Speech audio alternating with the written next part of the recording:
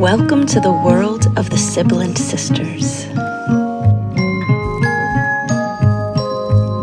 My name is Caelum and I think most people know me as the street artist that pasted up portraits all over the world or crashed the Venice Biennale on homemade rafts.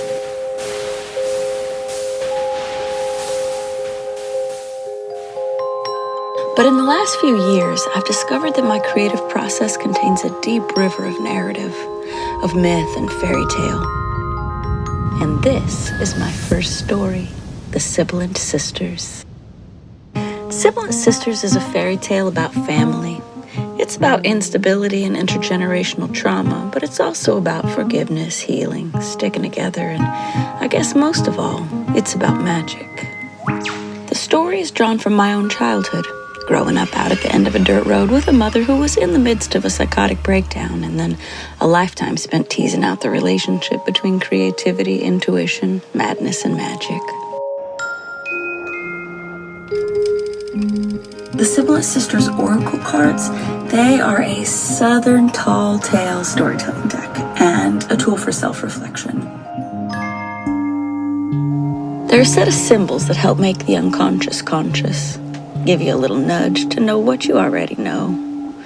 As I've been developing and using this deck, I found them to work like a mirror of your present moment, where your own association with each card holds the key. I've been drawing the Sibylant Sisters Oracle cards for about 3 years now, and so you'll find pretty much all of my processes in this. There's block printing, there's painting, digital work, there's paper cutting, oil bar drawings, pencil sketching. Pretty much every process I've ever used is kind of all coming together.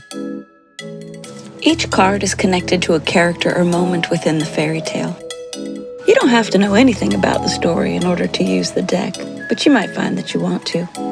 And then, you can read or listen to my descriptions, but you can also use your own imagination to come up with their meanings. And how do you use them? So many ways. So many ways. You can pull a single card to start your day, lay out your favorite reading, and use them just like you would the tarot. You can make a game with them, use them as a framework to tell a story, or use them as an icebreaker, or a prompt to lead a conversation circle, or even to teach a class. It's this set of archetypes that help you get in touch with your own intuition. You know, sometimes if I'm stuck, I'll pull a card and let it give my imagination a little nudge. When you ask the archetypes, you know, you're getting an answer from the Sibylant Sisters archetypes, but you're kind of also getting an answer from all of the archetypes ever created. And so I think of this storytelling deck as almost like a way to sort of plug in to this eternal river of story that we're all a part of. I made this oracle deck because I really believe that works of art canon should be part of our daily lives. You know, that's something that's been a part of my practice for my entire life, from working on the street to building buildings after a disaster. I've always been asking this question of how can art be something that we really interact with, that is more meaningful to us the longer it's in our lives.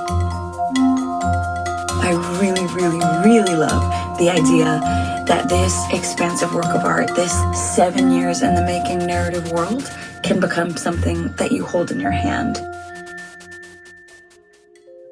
This story is kind of like a little kernel sent backwards in time, from the adult who made it through to the little kid who wasn't sure if they were going to.